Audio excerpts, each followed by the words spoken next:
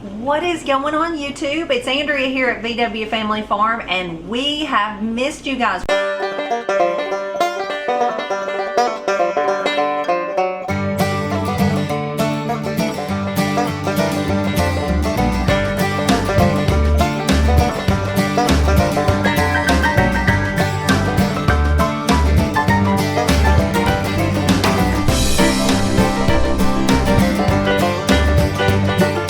We miss putting out videos and interacting through the comments and emails and all the things. But we had a great time taking a week off. It was much needed. We know how to work hard, but we also know how to relax, and we did a lot of it. Amish country, Cincinnati. We didn't cook or anything. It was just wonderful. And today I'm going to show you how to can salsa. But first, as you can see behind me, I have got flour, and I actually bought that in Amish country. We actually were privileged enough, we got to eat with an Amish family for breakfast one morning, and the mother of that family and I just really hit it off. I told Ben I felt like I'd found a soul sister. Like, they are just, I just relate to them so much, because the women are out working too, just like the men are, and that's just how our homestead works here. I'm out working as much as Ben is because we have to, because he's not here, and I have to do a lot of things when he's not here. And that's how they are. The women just get out there and work, and I know a lot of y'all do too. Homesteaders just tend to be that way, but I don't know, it's just refreshing to see more women out there working with the men, getting things done, just to make the family run more smoothly. So as I was visiting with this lady, her bread was just amazing, and I said, if you would be so kind, could I please have your recipe? So she hand wrote me her bread recipe. That is my most loved souvenir from this whole trip. I will treasure that card with her recipe on it. I've already made it. It makes 7 loaves per recipe. But I made it, and I shared some with friends. I made some of them into rolls. It's delicious. So I'm going to be sharing with y'all a true Amish bread recipe. I've never had bread like this that was homemade before, that was soft like sandwich bread like you buy at the store. My kids have always wanted store-bought bread is what they call it, and this is the closest thing we've ever had. It's delicious. So stay tuned for that. I'm going to let the secret out and share it with y'all too. But today is about canning salsa. We are getting quite a bit of tomatoes right now. I picked about a bushel, and I need to work those up. This is going to be another video in the Canning Series 101, and this is about salsa. Now, I'm going to start showing you the process, and then I'm going to show you some little cheats that I have for the way we like our salsa. This is pretty simple and straightforward, so let's get going. Okay, the first thing in canning salsa is you have to get rid of the skins of the tomatoes, and then you have to core them. So to get rid of the skins, my mom found me this at a yard sale a few years ago for next to nothing. You can find them places. It's just a little pot. This is aluminum, which I don't can with aluminum because it's reactive, and you don't want to put things like tomatoes and stuff in that. I just don't keep aluminum cookware because I don't want aluminum leaching into my food. But this is just for the purpose of dipping and getting the jackets off the tomatoes, the peelings, the skin, whatever you want to call it. It came with all kinds of strainers, like this is one of them. This fits down in it, and I've got water boiling in there, and I'm going to dip the tomatoes for 15 seconds or so. It needs to be boiling when you dip them. If it's not boiling, you're gonna have to leave them in there a little bit longer. It's not gonna hurt to leave them in there a little too long, but you will start to get the whole tomato hot, and then it's hard to handle. So the less amount of time is better, because then you can handle them pretty quickly and get the skin off of them.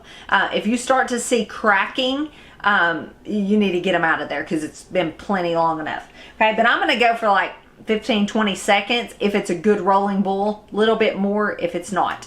Okay, so that's step one. So I'm gonna get busy doing that. Okay, so I've got the tomatoes in the sink. As you can see, I've rinsed them off. I don't put any kind of herbicides or insecticides or anything on my plants, so there's not a whole lot to wash off, but I do still like to rinse them. You can see some of these have some bad spots, so I'm gonna get busy. I'm gonna kind of trim those up And then I'm gonna put some in this basket. Let's see. If they don't need trimming, I'm gonna go ahead and put them in there. Okay, so I've got this basket just kind of filled up on the bottom. You don't want to pile it full. For one, your water is going to overflow when you dip this down in there. And for another, it's just not going to work as well. So I'm not going to pile this full. And you're going to need a pan handy. I've got me a dish pan over here handy that when you take them out of the boiling water, it's going to be next to your stove to dump them into. Or else you're going to string water all across your kitchen, and you don't want to do that. So I'm going to get busy dipping and pouring in the pan. That's step one. Okay, the blanching is done. I didn't show you that because you kind of just have to learn and use your own judgment on how hot your water is, and that's going to determine how long you need to dip them for. It's going to be a matter of seconds, and if you see them start to do like this one, you can already see that the skin is like loosen up. You've went probably what I'd say a little too far, but it's okay. It's not going to be a big deal. It's just they're going to be really juicy to handle. This one's doing the same thing. Then you may have some that look like this, that the skin is not cracked at all.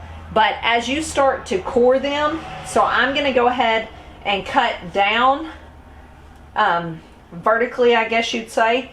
And then I'm going to cut the core out. And then when I do that, even these that weren't already split, the jacket or skin or whatever you want to call it is going to kind of slip off. Now, I'm not super particular if I get a little bit of tomato skin in something like my salsa. It just doesn't bother me. I don't make these things to sell or anything, so it's just for our family, and we don't seem to mind it. So once I get the majority of the skin off and the core cut out, I'm just going to chunk this up into a big pan that you're going to have to cook your salsa. So I'm just going to do that until I get this pan done. Now you're going to do as many tomatoes as your recipe calls for. I'm going to let the cat out of the bag right now and tell you how I make my salsa. I have made my salsa from homegrown onions and peppers and spices and all that before. It was good, but I wouldn't say it was great. I've never made any from scratch that I was like, I love this. This is my recipe. I will do it this way from now on. But my family loves Mrs. Wages. I'm getting nothing for telling you this, so I am not sponsored in any way. I'm just giving you an honest opinion. You can buy this at almost any grocery stores around here. I even saw this Mrs. Wages stuff at the Amish stores in Ohio, so it's even up there. Some of them, like for instance, the pasta sauce, I think it is, you have to add sugar in it. So I don't really use those. I don't want things that I'm having to add sugar into. I do buy their, they call them zesty bread and butter. They're what some people call a fire and ice pickle. They're a spicy sweet pickle. They have sugar, and I will buy that sometimes because Lane loves that stuff. He'd almost rather have bread and butter pickles than candy. He is obsessed with sweet pickles, and those have a little bit of a kick. So I do buy those sometimes, but for the most part, the Mrs. Wages stuff I buy is just simply dehydrated spices, and that's what the salsa is. I was looking for the ingredients. Here it is. Dehydrated vegetables: onion, green bell pepper, jalapeno pepper, chili pepper, garlic, salt, and spices. That is all that is in this. And then you add fresh tomatoes, white distilled vinegar. It has to be 5% acidity. And then this mix, and that's all the ingredients there is. There's no sugar or anything. So I buy these boxes. These boxes will make 14 pints at a time. I actually put mine in quarts, so this is 7 quarts or 1 canner full for me. I hot water bath them for 40 minutes when I get it made. And this takes 17 pounds or 51 medium tomatoes.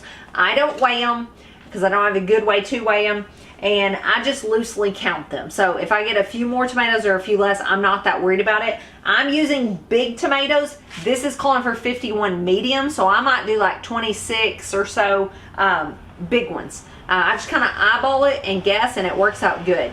So I'm going to get started. That's how many tomatoes I need for my recipe, and you'll just have to go by your recipe. Okay, so I got the peelings off, and I got them cored, and I've got them in a big pot over here heating up. They're going to be as finely chopped as you make them if you chop them really finely as you're doing them. I chopped them pretty big chunks, and then I just ran my immersion blender through it for a few minutes. I'm going to show you what it looks like. Okay, so you can see this is chunky, but I have thinned it out some with the immersion blender. So now I'm going to dump this box of spices and 1 1/3 cups of vinegar. You need a 5% acidity, so that's why I use store-bought vinegar. Sometimes I'll make apple cider vinegar here at home out of apple peelings, but to can with, I'm going to use this that I know the acidity of it. And then I'm just going to simmer that for 10 minutes. And while that is simmering, I've got another pan of tomatoes here. I'm going to do the exact same thing. I scalded them to get the skins off. I'm going to quarter and core them and put them in another pan and make just canned tomatoes, not salsa. I will not be running my immersion blender through them because I want them to be chunky. They're going to be canned like diced tomatoes. Okay, so as this simmers, I'm going to work on that. I'm going to make it a separate video from this one, but it's also happening today. I'm making tomato juice, so be watching for a different video on that. I use the small tomatoes to make the juice, and I use the bigger ones to make canned tomatoes and salsa and things like that, because it's just, when you peel a tomato, you get a whole lot more meat out of one that's got some size to it. It's a lot of tedious work peeling ones that are tiny, and when I'm juicing, I don't peel them. So let's get going. I'm going to add these things in here, let it simmer, and get the other pan of just diced tomatoes going.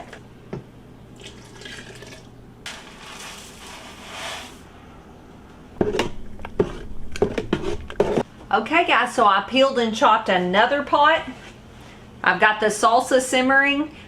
You want to simmer it for a good 10 minutes because you're dealing with raw tomatoes. This is another pot I just got done chopping, so I'm going to heat them up. You're going to have to stir a little bit at the beginning because tomatoes, when you first start them, if they don't have very much juice, they're going to want to stick, so just stir from the bottom. I'm going to get these heated up and simmer them about 10 minutes. That's all I'm going to do to these. These are just going to be canned diced tomatoes, so I'll just put salt in each quart, and that's it, and I will just water bath can them. I will come back to these after we finish up the salsa. I just wanted to show you how to do both in one video because basically you do the same thing to them until you start adding the salsa seasonings and the vinegar. I prepared them the exact same way. Okay, my salsa is ready to be jarred. I'm going to go ahead and get it in the jars. I've ran my jars through the dishwasher. They're really good and clean, so I'm going to fill each one up to within a 1/2 inch of headspace, no fuller than that. I'm going to wipe the rim, put a lid and a ring on each jar, and that's it. So I'm going to get to jarring. On my green bean canning video, I walked you through exactly how to, I talked about headspace and why headspace is important. So go back and check that video out if you're interested in all that. But basically the rundown is these say fill to within 1/2 inch of headspace. That means do not go over that. Don't fill it tip top full. It needs a little bit of room in there. Some of them will say 1 inch of headspace. So that's what it's talking about, is the distance at the top from the lid down to whatever food you've put in it. If you fill to about where the threads start and stop, you've got about 1 inch of headspace. That's usually what I shoot for. So I'm going to get these jars filled up. Canning funnel is always handy filling jars. Okay, next step, wipe off your jar rims. So just use a clean kitchen towel, give the rim a good wipe so that your seal comes in good contact with your jar. Take a new canning lid, which I do not reuse my lids, and I don't heat these up either. That is not required, but some people do. Take your ring and put it on tight. Okay, so if you've never used a water bath canner, that's what we're going to use now. You can find these used, but even if you buy a new one, they're only about $20 usually. They come with this rack to keep your jars from coming in direct contact with the hot bottom of the pan. Plus, you're supposed to be able to lift your jars out with this. I don't do it that way because that's a lot of weight lifting it out. I just lift them out with the jar lifter. I lift them in and out that way. You're going to want to fill up your hot water bath canner about halfway full. So I just eyeball that, fill it up, start getting your water heating, and then we're going to lower the jars down in it. All right, so I'm lowering this salsa down in here. most hot water bath canners are gonna hold 7 quarts. I wound up with 8, but I'm also canning tomatoes, so I will just add that in because I don't think the tomatoes are gonna be a full canner full.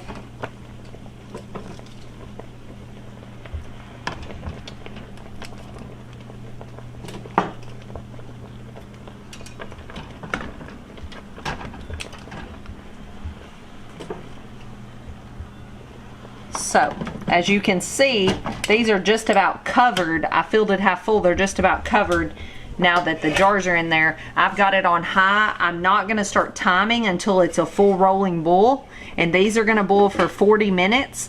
And then that's all there is to it. I will just turn it off for a minute, take the lid off, and I will wind up setting them out on a towel. That's all there is to a hot water bath can. And these are going to do for 40 minutes. I'm going to go ahead and jar up the tomatoes as I've been working on the salsa, getting it canning. The actual canned diced tomatoes are ready now. I just simmered them for about 10 minutes. I have another hot water bath canner I'm going to get going, and I'm going to hot water bath can them for 40 minutes as well. I'm going to put a teaspoon of salt in each quart of tomatoes. I did not do that to the salsa because it's already spiced up. It didn't need additional salt. It's good. So that's it for this video. That's as easy as canning salsa and tomatoes is. It's pretty simple. I've done all that here after lunch in the afternoon, and I'm also fixing to make juice. That will be a separate video because it's a little bit different. And I've got peppers to chop and elderberries to dry. So I've got to get busy. It's a kitchen day for me. Thanks for watching. If you have any questions, shoot me an email or leave a comment. I'd love to help you if you need help canning. That's all there is to it. I will see you guys later. God bless.